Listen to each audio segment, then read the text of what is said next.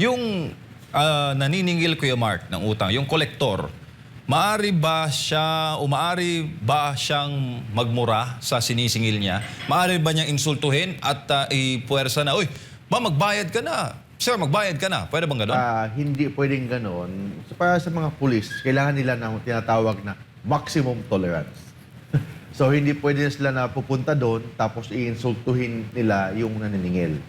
Yung pagpaningil, firm, pwede mo gawin yan. Naniningil ka, may demand letter ka, may proper way ka na sasabihin sa paniningil. Pero hindi naman pwedeng sabihin mo na bastusin mo na, insultuhin mo na, papayain mo na. Bawal po yan sa batas.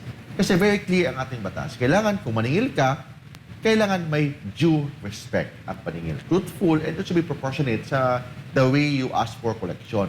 You collect yung inutang. Hindi pwedeng maningil ka na papayain mo isang tao, insultuhin mo, iharasin mo. That is, bawal po yan sa batas.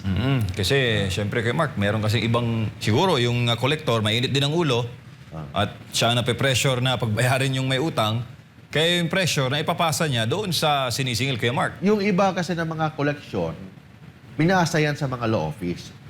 Yung mga law office na naging collector sa mga lending apps, mga bangko, in practice, may commission sila sa sinisingil nila. 10%, 20%, ay doon mas, iba pa nga, mas malaki pa.